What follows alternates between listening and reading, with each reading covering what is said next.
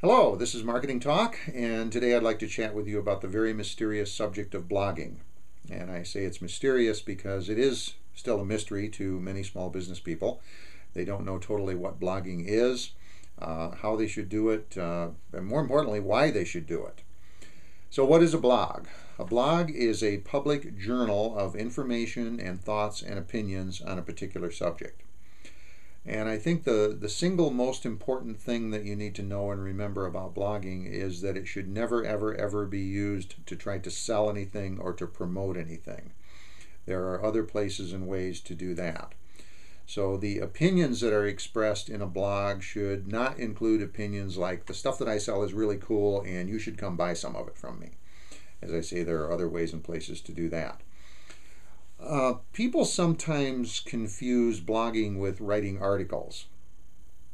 There are a couple of fundamental differences. One is articles are typically longer. Blog entries, or posts as they're called, are typically shorter. Articles are typically infrequent, and blog posts are very frequent. And by very frequent, we'll talk about that in a second, but at least once a week. Somebody might publish an article once a month, once every 2 months, but blog posts are very frequent. So I have a little formula that I use to describe blogging and how you should do it, and the formula is short, sweet, and frequent. The short is a post should be maybe 100 to 300 words, which is really pretty short. It can be 400, 500, 600 words. If it gets up around 1,000 words, then it probably is starting to become an article. The sweet part is that whatever you write must be interesting and useful. Now, obviously, that applies to an article too, or at least it has to be interesting. So that's the sweet part. The frequent part is at least once a week. If you're going to do a blog, post at least once a week. The ideal is probably once a day. You may decide on something in between there, twice a week, 3 times, 4 times a week. That's fine. So short, sweet, and frequent. Short, 100 to 300 words. Sweet, interesting, and useful. And frequent, at least once a week, ideally once a day. Another thing about blogging is you need to be consistent. And this relates to frequency. If you're going to post once a week, then always do it on the same day. The reason for that is what you're ideally trying to do with a blog is to create a following of people who like what you write and are looking forward to the next thing that you write. So if you blog once a week but you do it on a Tuesday and your followers get used to expecting another post on Tuesday, they will ideally come and look for another post on Tuesday. If you make them wait till Thursday, they're going to get annoyed and start to think that you're not reliable, and they might forget all about you. The other thing about blogging is that the tone of your writing must be conversational. Quite different from articles, which are typically more professional sounding, more academic perhaps. A blog post should not be that way at all. It should be like you're sitting down and having coffee with somebody and talking to them, only you're doing it through the written word. It also should be done in your voice. What that means is that the post should be written by you. Now, in large companies, blog posts will be created by multiple people in the company. We're really not talking about that. We're talking about the small business, the solopreneur, the one-person business, the professional, what have you. Sometimes, quite often actually, people are tempted to say, I don't really want to do this blogging thing. I'll hire somebody to do it for me.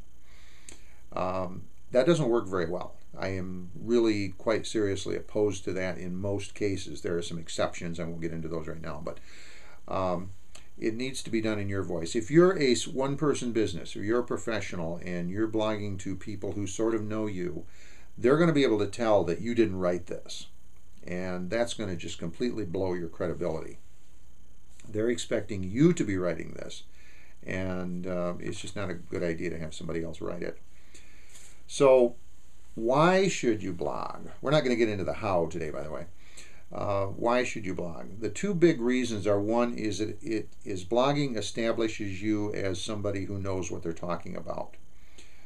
You can go so far as to say it establishes you as an expert in your field. If you don't like the word expert, that's fine, but it does set you up as being somebody who knows what they're talking about. So you don't have a bunch of advertising copy. You have this ongoing conversation that you're doing in a conversational way, and it comes across totally different than how an article is written or how something that a professional ad copywriter would do.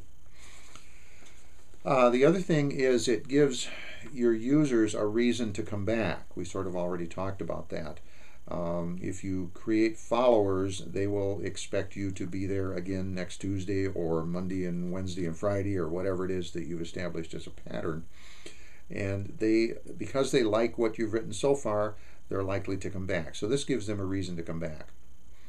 There's some other interesting benefits to blogging, and one of them is it helps you think, because you're forced to think of something new to write about.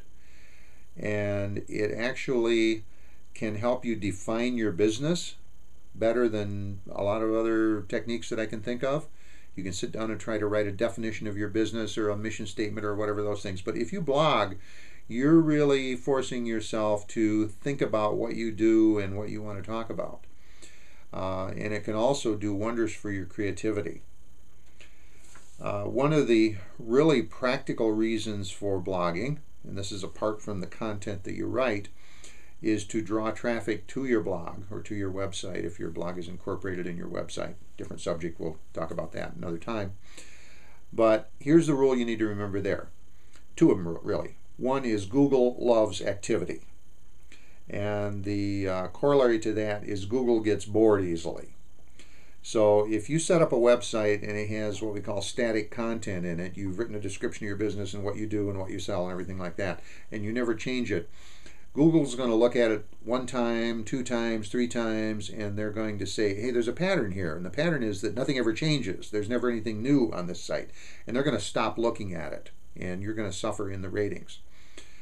On the other hand, if you're writing interesting stuff and adding new stuff all the time, Google loves that. In fact, Google just changed its search algorithms so that they very much favor, more so than they ever did before, people who create new, good quality, useful, frequent content.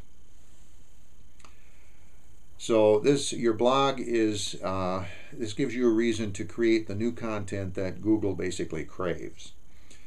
Now, why don't people blog? Well, as I said early on, they don't understand what it is, they don't know how to do it, and they don't know why they should do it.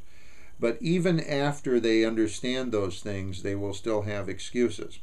I don't have time, I got a business to run. Well, I'm not buying that one, because that's like saying I don't have time to market, I got a business to run. Or I don't have time to make sales calls because I got a business to run. I'm going to suggest that blogging is part of running your business. So that's a paradigm shift, pretty serious one for some people. I can't think of anything to write about. If you have a business, I don't care what kind of business you have got more stuff to write about than you're going to get to in this lifetime. Okay? And once you start going, once you start writing, you'll start to realize that you've got an awful lot to talk about, and there's no end to it. You're not going to have a problem with that. Let's see, what else? I'm just not a writer. Well, you don't have to be a professional writer. You have to know your subject and be willing to talk about it. If you were talking to somebody about your business and about what you do across the table over a couple of cups of coffee, you could do that. That's what blogging is, very simple. Another one is it's a hassle. Well, you know what? Sometimes it's a hassle. That's true, but it's worth it. People will say it's just too much work. You know, sometimes it is work, but it's worth it.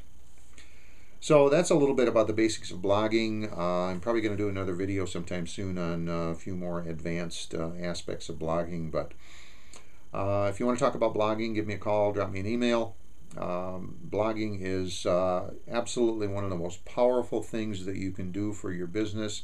So I know what all the excuses are. I can help you get past those excuses. And it's just really, really think about blogging, okay?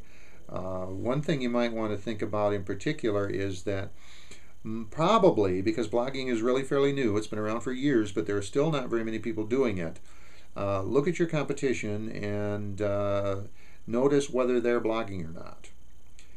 If they are, that's a reason for you to do it. If they're not, that's a reason for you to do it. Okay? See you next time.